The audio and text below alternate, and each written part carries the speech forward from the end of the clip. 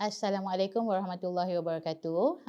InsyaAllah hari ini kita akan berkongsi berkenaan fungsi wasiat dalam pentadbiran harta pusaka. Kenapa perlu berwasiat apabila kita nak menguruskan sesebuah harta pusaka.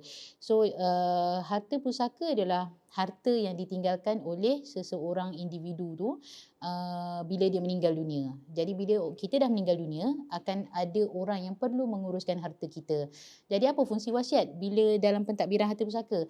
Fungsi wasiat adalah pertama sekali yang paling penting adalah untuk melantik pentadbir. Pentadbir ni yang akan memastikan perjalanan harta pusaka tu sama ada dijalankan dengan baik ataupun tidak. Pentadbir yang beramanah akan menjalankan mengikut hukum syarak, mengikut undang-undang. Okey, apa tugas pentadbir?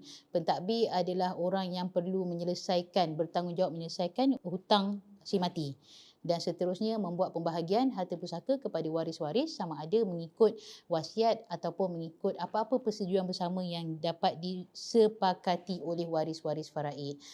Bagaimana fungsi wasiat masuk dalam pentadbiran harta pusaka? Apabila pelantikan dibuat melalui wasiat, maksudnya si pewasiat melantik seseorang atau sesebuah institusi untuk menjadi pentadbir, maka tanggungjawab menjadi pentadbir itu jatuh kepada orang yang dilantik di dalam wasiat.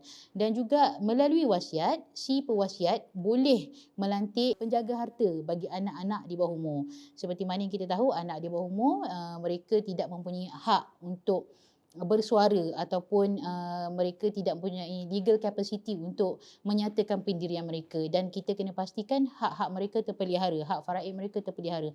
Maka tanggungjawab untuk melantik penjaga amanah yang bertanggungjawab ni ataupun yang beramanah ni sangat penting.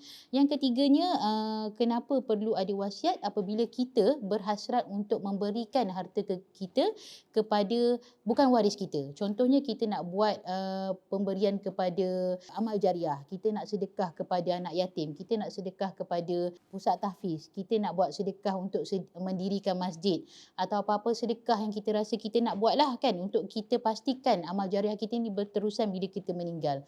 Jadi pentingnya wasiat ni, kalau tanpa wasiat tak ada hitam putih, tak ada hitam putih mengatakan apa hasrat kita, apa kita punya kehendak, maka tak bolehlah kita nak laksanakan. So bila kita mati, hanya waris faraid sahaja yang berhak menentukan hala tuju harta kita. Dan adakah kita boleh pastikan yang waris faraid kita ni tahu bagaimana nak menjalankan pentadbiran harta pusaka, dan adakah kita boleh pastikan waris faraid ni akan jalankan amal jariah bagi pihak kita yang dah tak ada ni.